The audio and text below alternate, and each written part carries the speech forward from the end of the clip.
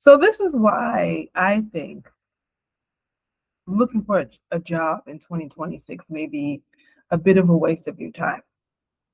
I wanted to go through my own process today of talking about how it is that I started my own business and how starting my own business has actually contributed to me living my life as a solo traveler at 49 years of age, um, and having lived in 10 countries since 2018. Um, One of the things that I always point to in my early days, well, first of all, I have I have a business as a writer, a freelance writer. There's several things that I do in my business, and I've been doing it since 2015. But prior to that, I had a career in education. And in education, I was teaching adults how to read. I was teaching ESL. I had done some work in higher education as well, and did some uh, admin work in community education, um, as well as in community colleges as well. I worked in a couple of community colleges as well. And in some of my experiences, I had always felt that the way that I was treated as an employee was always more than disrespectful, always more than disrespectful. I always sort of felt like, you know, the employees were the last to be thought of. And this is probably even more so today. Um, and so, I remember times where I had gone in, just in the interview process, gone into the interview process. You do 4 or 5 interviews with people. You pay your way to be able to get someplace. And then there were a couple of places that I have gone in and paid my own way via train. Had to take Amtrak. You drive long distances to be able to get there. All sorts of things. And then, you go through the 4th or the 5th interview, and the person that's doing the interview, which is usually a person that's higher up, if it's the leader of the organization, had stopped and said, I remember going to the door, had taken the Amtrak to be able to get there. I get to the door, I ring on the door, and I say, I'm here to do my interview for XYZ position. And they're just like, and I hear silence. There's nothing, silence. And, I think I heard like a little bit of commotion going on uh, behind the intercom. And then eventually they let me in. I come in and I sit down. Um, and I'm being interviewed by the head of the organization, and she's like,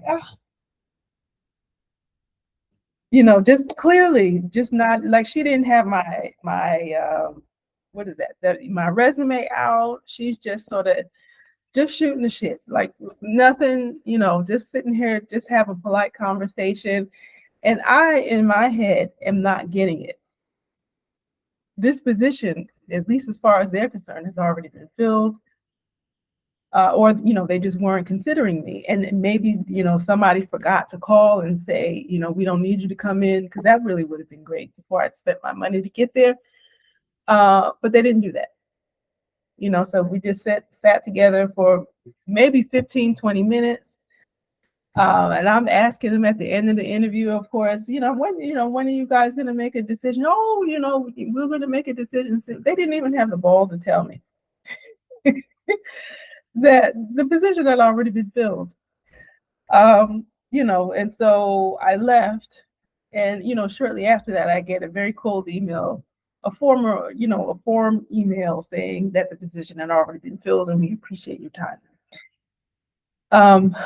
Another time, just as an educator, right? As an educator, it depends on what type of position you're applying for, but the field of education doesn't pay much anyway. And so at this point, this is a different instance. I'm living in Florida, in Orlando to be exact, and I'm applying for a particular position within the um, superintendent's office. And they have signs all over the place that say that if you have a master's degree, if you are a person who has a master's degree in education or something related to whatever it is that you are doing, within the organization, they will give you a bonus of, hear this, $1,500, of $1,000 to $1,500 a year, not a month, a year. And so a lot of the positions that they were hiring for were only paying something like maybe $40,000, $45,000. And if you have a master's degree, if you've done the work of a master's degree, a master's degree is certainly way more. In most circumstances, is more than the $40,000 that they're actually paying you for the year. So that extra $1,500 just for a one-time yearly bonus is really nothing. And so just having those experiences really had me stop and think about, like, what the hell am I doing with myself? Like, there's got to be a different way to be able to make money, to be able to feel respected, to be able to come into a place um, where I felt like I had a little bit more, I can take a little bit more of a leadership role in where my own life and career was going. I was tired of doing the trading dollars for hours thing.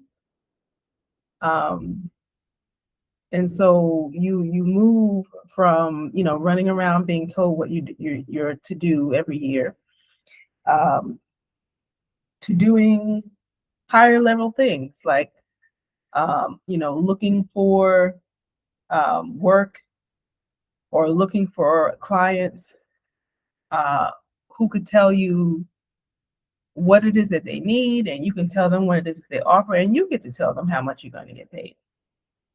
And they can say yes or no. But that took some time for me to learn, right? That took some time for me to learn, particularly in the very beginning of my business. So when I started my business as a freelance writer, I didn't really know what to do. I had read some stuff online, and I saw some people who were writing, and a lot of these freelance websites were really popular. And so I went on there too, and I'm like, okay, well, I was just writing, for anything. I could write stuff for $9. Uh, I can write for $9 a piece, write a blog post, but my goal was like, well, if I can just write a blog post for $25 and I do 4 of those a day, I can make $100. So $100 times 5, that would give me $500.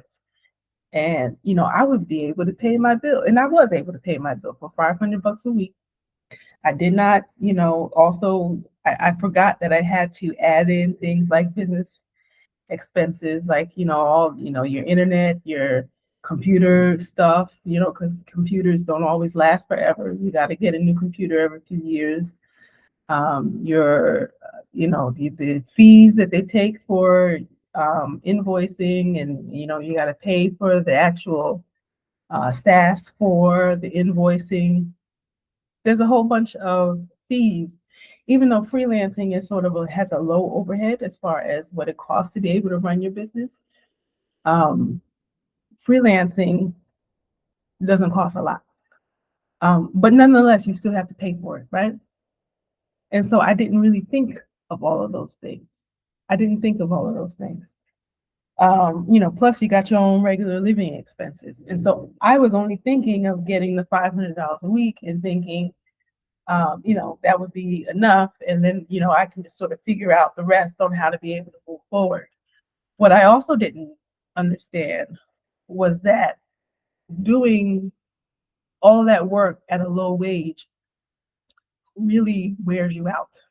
It wears out your mental ability. You get tired really quickly. And so within 6 months of, running around trying to do all of these projects for people at such a low cost, you start to realize, you start to run out of steam. And so you're not making $100 a day. Now you're making 75, then it goes down to 50, and then you're just exhausted. And so what I wound up doing is I took a 1-year consultancy where I was getting paid $30 an hour. It was guaranteed work, 5 days a week. I could come in and it was editing work. It was related to writing. So that was cool. And what I did when I took that editing job was I was able to pay for coaching. So I entered my first coaching program. I paid $4,000 for it, I believe. And that was a lot of money. That was a lot of money for me to be able to spend money on something that was not going to lead to a degree. It was, I didn't really know anybody who was sort of doing that. The people who were around me, we invest our money in degrees or, at least a certificate where we can sort of, put it on your LinkedIn and you say to everybody, look at me, I got my little certificate. But coaching is kind of different. No one's really all that impressed with what it is that you did in a coaching program. The coaching program is really just an investment in yourself, not just an investment. It is an investment in yourself. And when you invest in yourself like that, you are learning how to be a better business owner, how to be able to think about how to approach the particular business that you're in. And so the coach that I went to was very specific.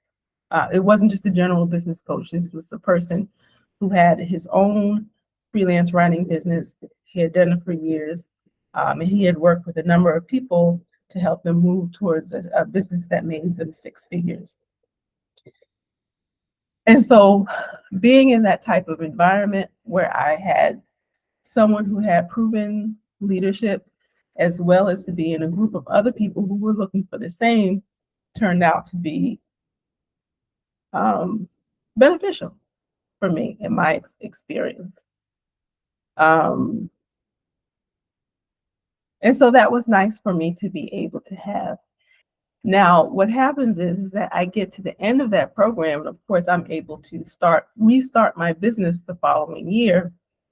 After I completed that particular consulting job, because I said to myself, by the time I had gotten to that particular consulting job, I was going to be able to run off onto my freelance writing business, and I was going to be able to find clients.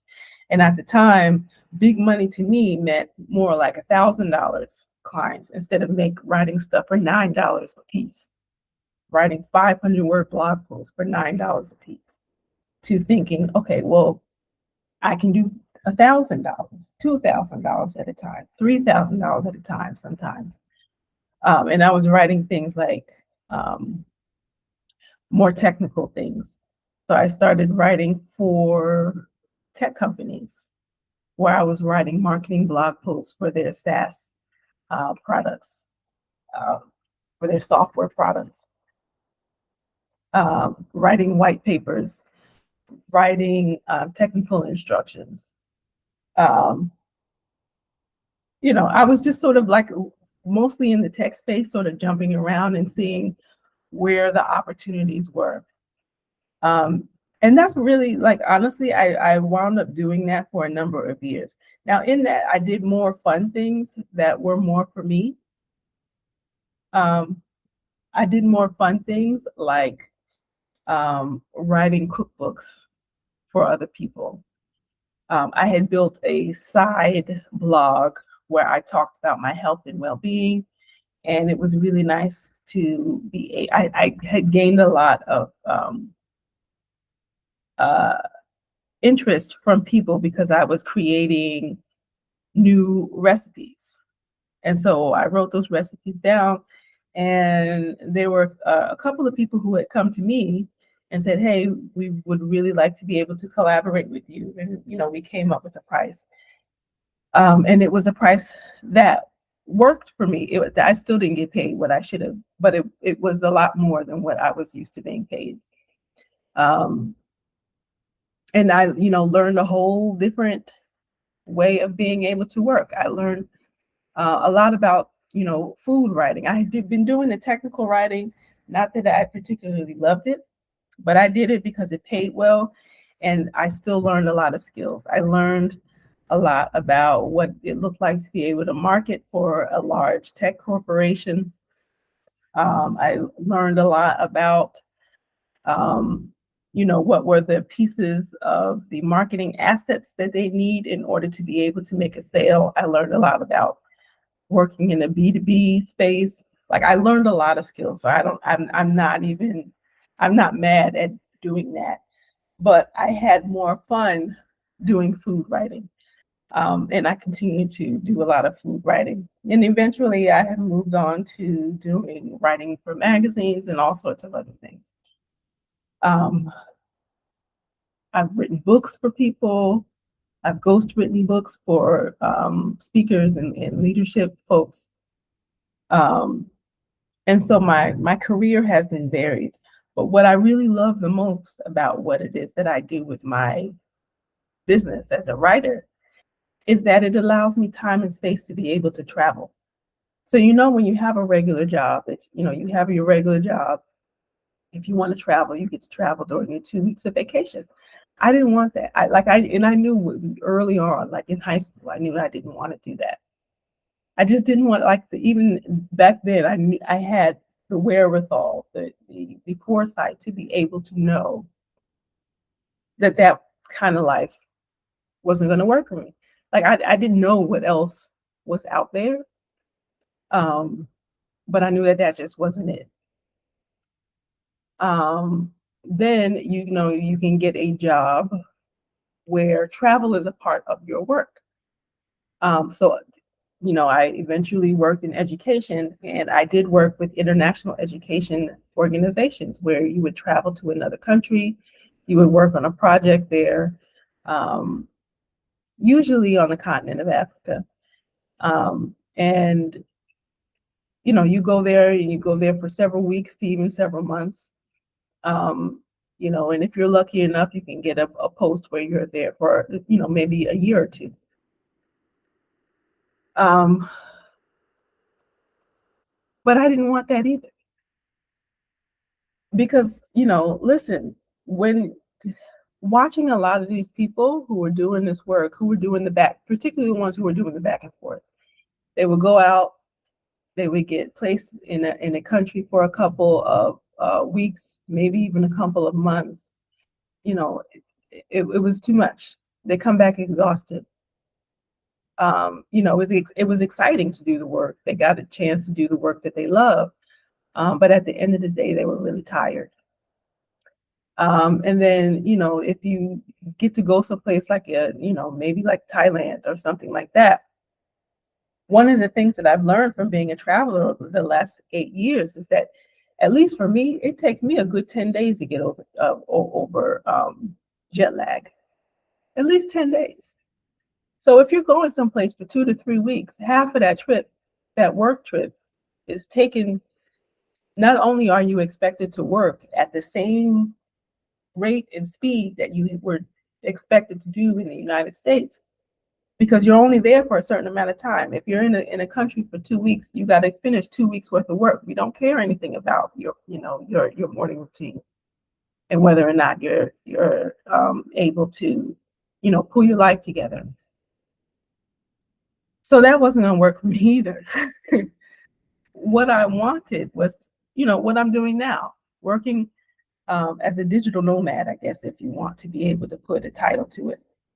Even though I don't like to say that, because digital nomad is not the job. It just sort of describes how I work, how I live. But some people think that being a digital nomad is the job, and it is not. Um, being a writer is the job, and that requires you to have certain skills, a certain skill set. Um,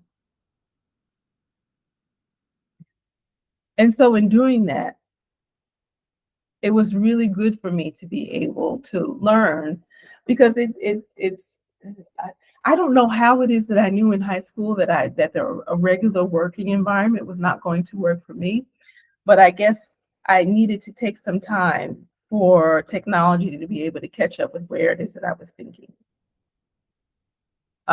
Because digital nomading, of course, was not a thing, at least, in that sense of what it is that I do now, wasn't available when I was in high school. I was in high school in the 1990s. Um, and so it was good for me to be able to learn all of those things. And while I've been doing all of this work and building my business, I'm also still learning what is the potential of being a writer who travels all the time. And I've, done research on it. How much are people actually, how much are writers actually making? And of course, I found there's plenty of writers who don't make anything or make very little. But there are also lots of examples of writers who are making hundreds of thousands, even millions of dollars in a year. And that's the group that I aspire to be in. Um, I want to be able to take what it is that I'm doing and live in a place for months, sometimes even years at a time.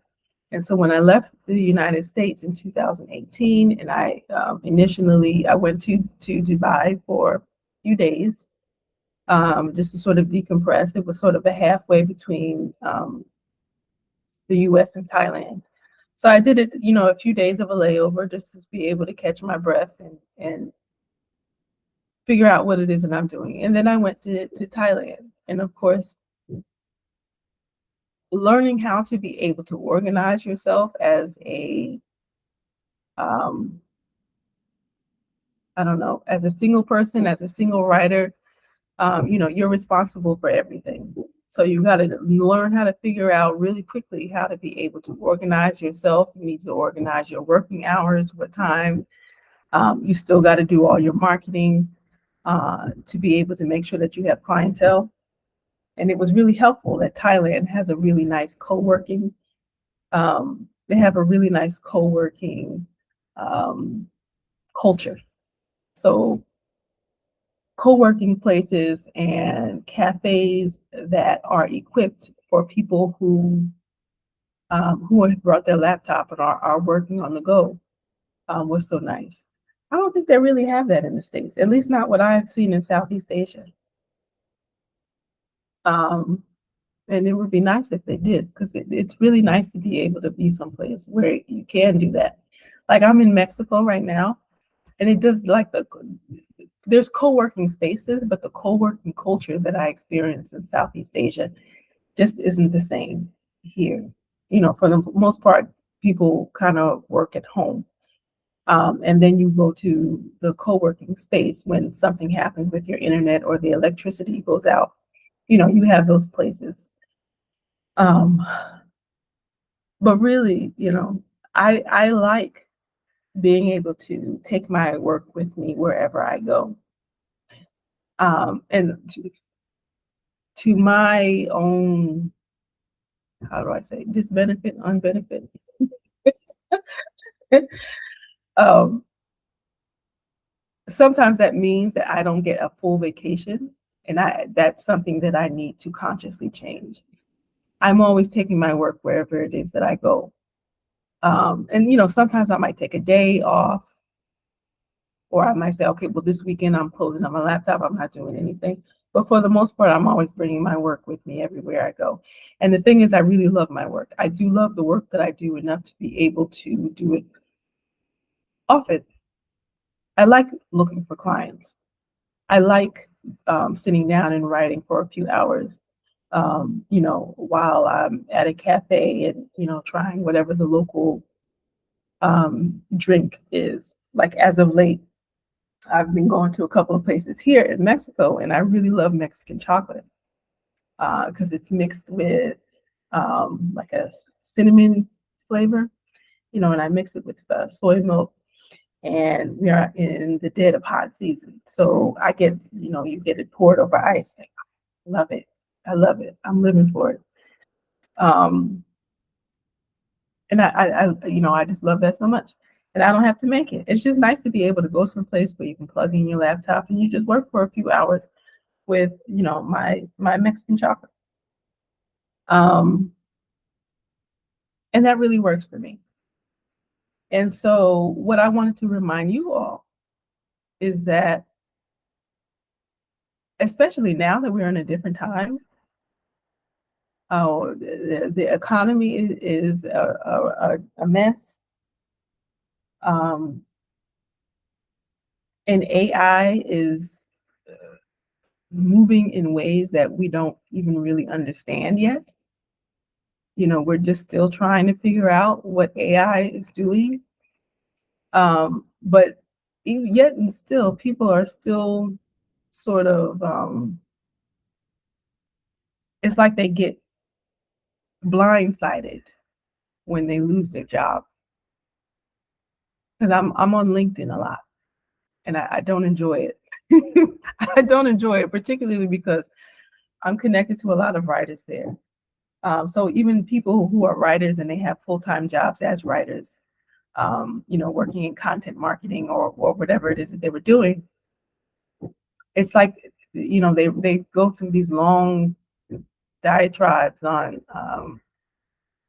LinkedIn talking about, oh, we met all these great people, but I didn't really. It's like they almost didn't expect it. And I'm like, and in 2026, we've been looking at this for years, and this has been happening for years. How in the hell did you not think that this was going to happen to you? And even if you're not a writer, like, nobody is immune. And so I'm saying this because if you're watching this video, more than likely, um, you want to be able to find some sort of freedom in your life. You want to be able to work and move and travel the way that you want to be able to do it. And don't think that just because you're 49, 50, maybe even 60 years old, um, that because you built certain things and you put your time in and you built a certain reputation, that you are immune to being given your walking papers or being replaced by AI bots. Um, you're just not. You're just not. And so even if you have a job or you're looking for a job, and I understand we all have to do things like to be able to tell somebody to just go out and just start a business. If you've never done that before, there's a lot of steps. It was a lot of steps for me. I literally had to sit down and learn it because I didn't know anybody who was doing that. Like, if I didn't find the coach that I did, it would have taken me some time to be able to find somebody else to be able to teach me what I was learning. But everybody can do a side hustle. There's so much freaking information on the internet about side hustles. It's crazy. Like, literally anything. I don't care if you're selling stuff on the internet, you're, selling stuff to your neighbors. If you're, freelancing, whatever skills you got, whether you're a performer, I don't care what it is that you can do. Find a way to be able to create some sort of a side hustle. And it's not really as a luxury for you to buy, for you to be able to buy extra stuff, but think of it as a way for you to be able to make an investment into your future. One, it gives you an opportunity to be able to learn new skills, and it gives you some time and space to be able to figure out, all right, well, if I were to do something full time in a business, what would it look like? What would I be doing? Would I enjoy this? Is this something that I want to do? So that it's not really if, but when, you get cut, if the company goes down, and a lot of times it has nothing to do with you. It's got nothing to do with you. It's got everything to do with what the economy is doing, and what AI is doing. So you got to learn how to be able to do other things. You got to learn how to be able to be quick on your feet and be able to have a way to be able to move into something else um, quickly. Don't just depend on your employer only as your only place of work. because it's not sustainable anymore. It's just not. Um, and so I would just implore you to be able to start building your own dream business. While everything is up in the air, we don't know what the hell is going on. The only thing that you can depend on is yourself. And I don't care if you're a writer or doing something else, but especially if you're a writer, especially if you're a writer. So that was what I wanted to share today. That's some of the stories, my personal story of why it is that I have built a business of my own. And you know, it's not it's not easy. Like I've had periods of time where, you know, finding clients was a little bit more difficult than others. This is probably the most difficult time that I've ever had. I'm required to do more as far as AI is concerned, but I'm also learning skills to be able to use AI to be able to help me find more clients. And so I am, you know, working diligently to be able to build the business that I want to have. Because what I used to have was awesome, you know, but that doesn't work anymore. And so I've been trying to figure out, you know, what is my business. And so like right now I've landed on, you know, teaching classes, and ghostwriting, as well as working on other personal projects. But those personal projects takes time to be able to build an audience for, which is part of the reason why I come here every day on YouTube, to be able to talk about what it is that I'm doing so that I can build my own business. One of which is Substack. See how I did that? Substack. I have a Substack called Wealthy, Wise, and Whole. I am a person who likes to be able to share stories. I like to be able to talk about what it is that I'm doing, what it is that I'm learning, how I've grown, changed, all the things um, over the last 8 years, and even stories from before. I've shared stories of how I recently turned 49 years of age. And my mother passed away 20 years ago when she was 49. I was 29 years of age at the time and had no idea what the hell it is I was signing up for as an adult. Um, as far as, you know, living life, and eventually getting divorced. Um, and so I did a reflective essay on how wonderful it is to be able to be 49 and looking forward to 50 and being able to see, you know, I can plan my life. I like that. It's weird to be able to say this because a lot of people who have poor mindsets are saying, oh, this is so hard, you can't do this, and this is so, you know, everything is difficult. And while I would agree to some extent, it's difficult, but we've also never had it this great at any other time in history when we can look forward and plan and to be able to truly create the life that you want to have. And you know, thus far, these last 8 years of my life have been like I've seen and done things that I never ever would have thought. And it's not just the travel; it's the personal development that I've gained over the last few years. So check out my Substack. It's called Wealthy, Wise, and Whole. You can go to it at halana.substack.com. The link is in the description box. You'll also find it in the comment box. Click the subscribe button to this YouTube channel, please. I am building up my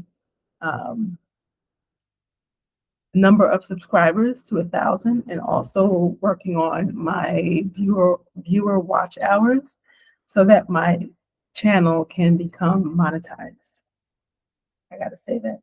So like and subscribe to this channel as well. And check out the Substack. That's all I have to say. Peace.